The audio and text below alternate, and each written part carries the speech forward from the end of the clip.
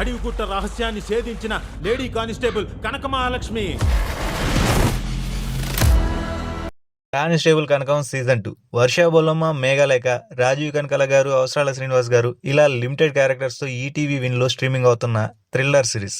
Season 1 family ఆడియన్స్కి బాగా reach అయినా ఈ వెబ్ సిరీస్ మిగతా ఆడియన్స్కి లాగ్ కనిపించేలా ఉండడంతో అంత వర్క్ అవ్వలేదు.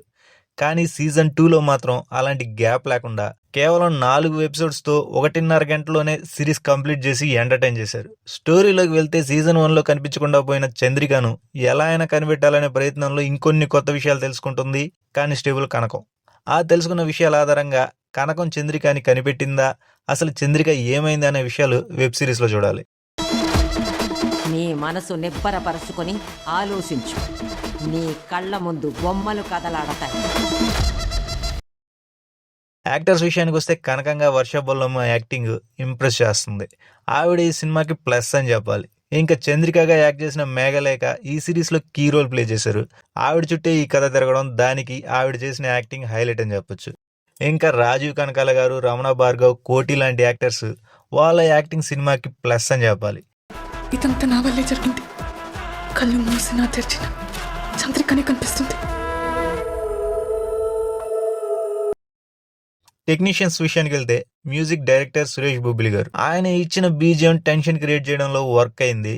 సిరీస్కి ప్లస్ అయిందని చెప్పాలి. సినిమాటోగ్రఫీ డీసెంట్గా ఉంటుంది. ఎడిటింగ్ విషయానికి వస్తే సీజన్ 1లో వచ్చిన లాగ్ ఫీల్ని ఈ సిరీస్లో సీరియస్గా తీసుకుని లాగ్ లేకుండా కట్ చేయడం మంచి విషయం అని చెప్పాలి.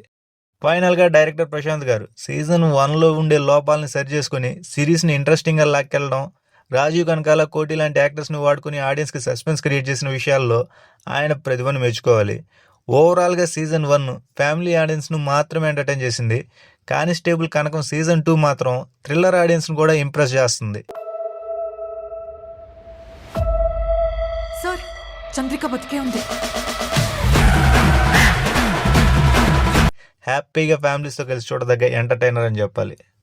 ఫైనల్గా ఈ కానిస్టేబుల్ కనకం ఎంటర్టైన్ చేసింది.